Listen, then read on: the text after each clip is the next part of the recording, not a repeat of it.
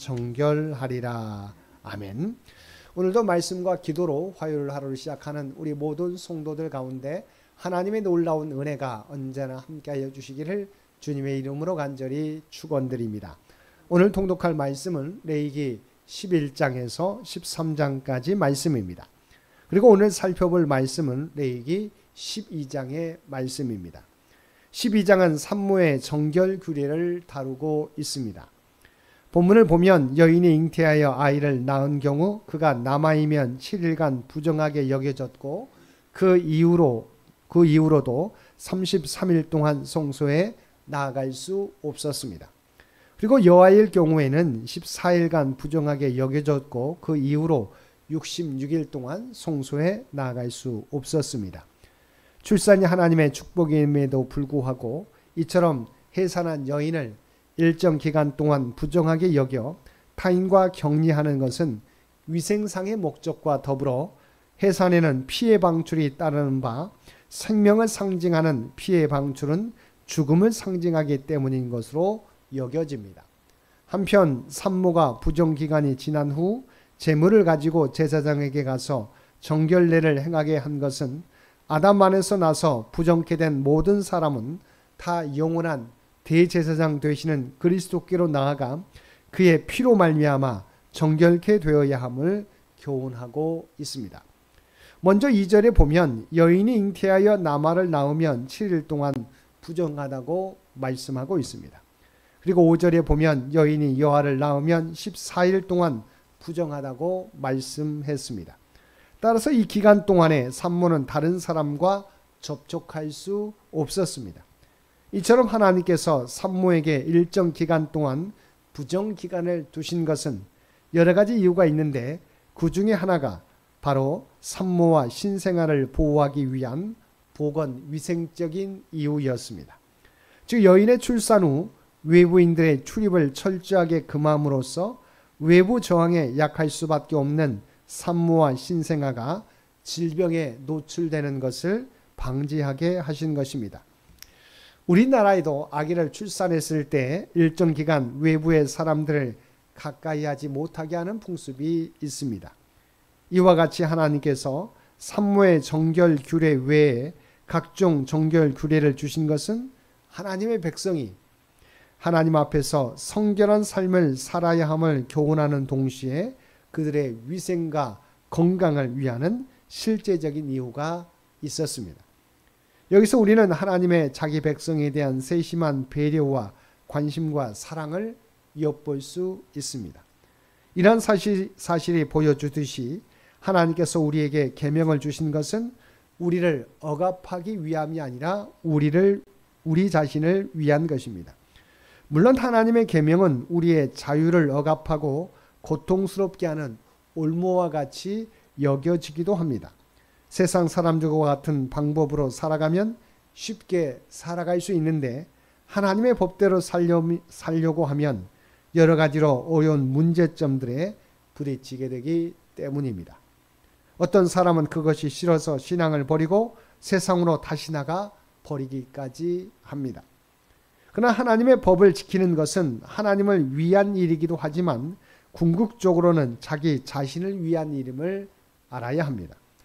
왜냐하면 세상 사람들이 죄악 가운데서 부정하게 사는 것이 자유롭게 보이고 행복하게 보이지만 결국엔 그 부정함으로 인하여 망하게 되는 반면에 성도가 하나님의 법을 따라 성결하게 살아갈 때 당장은 핍박받고 고난을 당할지 모르지만 바로 그 성결함으로 인하여 하나님으로부터 복을 받고 마침내는 완전한 구원을 얻게 되기 때문입니다.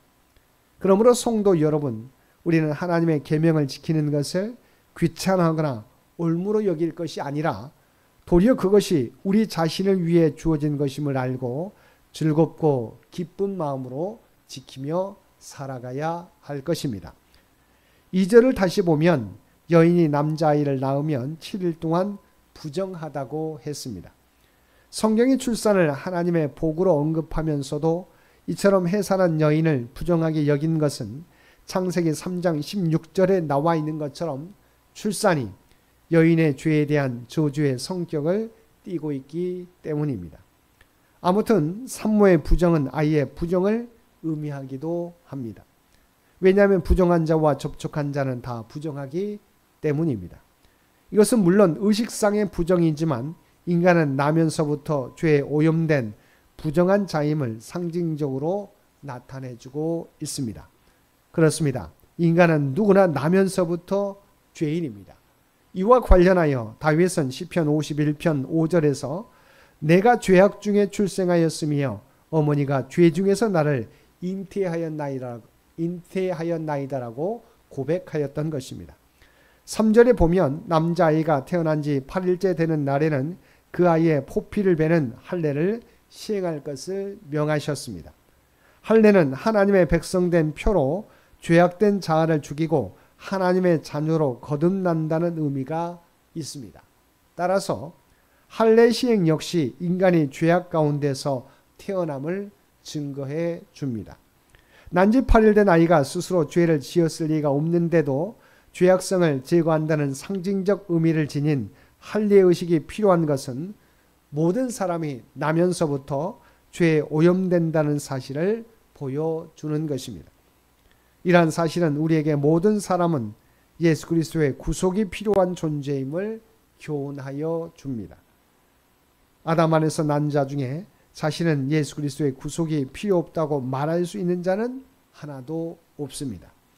이스라엘의 남아가 할례를 받음으로써만 하나님의 언약 백성이 될 수 있었듯이 모든 사람은 예수 그리스도의 구속을 믿음으로 마음의 할례를 받아 자기 안에 있는 죄를 제거해야만 하나님의 백성이 되어 영원한 하나님 나라에 들어갈 자격을 소유하게 되는 것입니다. 할례를 받지 않으면 이스라엘 혈통으로 태어났어도 하나님의 백성이 될 수 없었듯이 비록 그 부모가 그리스도를 믿고 또 자신이 교회에 출석함으로써 형식적으로는 성도라는 이름을 얻었다 할지라도 예수 그리스도의 구속을 믿지 아니하므로 마음의 할례를 받지 못한 사람은 구원에 이르지 못하는 것입니다. 6절에서 8절을 보면 아이를 낳은 여인이 사년이 깨끗해 되는 기간이 되면 하나님께 번제와 속죄제를 드리게 하였습니다. 이러한 사실에서 우리가 주목할 사실은 속죄제에 비해 번제를 먼저 드리게 하였던 것입니다. 제사의 순서를 보면 일반적으로 속죄제 다음에 번제를 드렸습니다. 그것은 죄의 용서가 되어야만 헌신도 가능하기 때문이었습니다. 하지만 유독 산모의 정결 규례에서만큼은 그 순서를 바꾼 것입니다. 뿐만 아니라 번제의 제물이 속죄제의 제물보다 값이 더 나간다는 점도 특징이라면 특징이라고 할 수 있습니다. 즉 산모 정결 규례에서는 속죄제보다 번제를 더 중요시한 것입니다. 그 이유가 무엇일까요? 그것은 산모가 드리는 속죄제가 도덕적 부정을 씻기 위한 것이 아니라 의식적 부정을 씻기 위한 것이라는 점에서 죄 용서의 의미가 약하기 때문일 뿐만 아니라 자녀 양육의 중요성을 강조하기 위함이었습니다. 즉 하나님께서는 산모의 정결 규례에서 속죄제보다 번제를 먼저 드리고 값도 비싼 제물로 드리게 하심으로 아이의 어미로 하여금 하나님께 헌신된 마음으로 하나님께서 선물로 주신 아이가 하나님 앞에서 바르게 자라나도록 양육해야 함을 강조하신 것입니다. 사랑하는 성도 여러분, 세상 사람들은 누구나 자신이 의롭다는 생각을 가지고 교만하게 살아갑니다. 그들은 다른 사람에 비하여 자신이 상대적으로 의로움으로 자신은 정죄받지 않을 것이라고 생각합니다. 그러나 성경은 아담 아래 태어난 모든 자가 죄인이며 하나님 앞에 설 수 있는 의인이 하나도 없음을 선언하고 있습니다. 우리는 이 사실을 분명하게 알아야 합니다. 그래야 우리는 하나님 앞에 자신이 죄인임을 겸손하게 인정하며 살아가야 합니다. 또한 자신이 그리스도 안에서 죽은 자임을 인정해야 합니다. 아울러 우리는 오직 우리를 대신하여 죽으신 예수 그리스도의 보혈만이 우리의 죄를 씻어 우리를 정결케 함을 알아서 그리스도를 마음에 영접하여 믿고 의지해야 할 것입니다. 그럴 때 우리는 하나님 앞에 깨끗한 자로 인정을 받아 하나님과 교제를 나누며 영원한 복을 누리며 살아가게 될 것입니다. 오늘 또 모든 사람이 예수 그리스도의 보혈이 필요한 죄인인 것을 알고 주님 안에서 겸손하게 살아가며 그 주님을 세상 가운데 널리 전하며 살아가는 저와 여러분 모두가 되시기를 주님의 이름으로 간절히 축원드립니다. 함께 기도드리겠습니다. 사랑하는 은혜가 충만하신 아버지 하나님, 아담 안에 태어난 모든 자가 죄인이며 하나님 앞에 설 수 있는 의인이 하나도 없는 줄 믿습니다. 그리고 우리를 대신하여 십자가에 죽으신 예수 그리스도의 보혈만이 우리를 죄에서 깨끗게 해줄 유일한 구원의 방법인 줄 믿습니다. 오직 주님만을 주인으로 모시며 그의 말씀 따라 살아가는 주의 백성들 모두 되게 하여 주옵소서. 오늘도 이 나라와 이 민족을 기억하여 주시고 하나님께서 친히 통치하시고 인도하여 주시기를 원합니다. 백년을 준비하며 나아가는 장현재단과 주의 백성들을 기억하여 주시고 하나님의 지혜와 능력을 우리 모두에게 허락하여 주옵소서. 그리하여 백년의 의미가 무엇인지를 깨닫고 다음 선교 백년을 준비하는데 부족함이 없는 우리 모두가 되게 하여 주옵소서.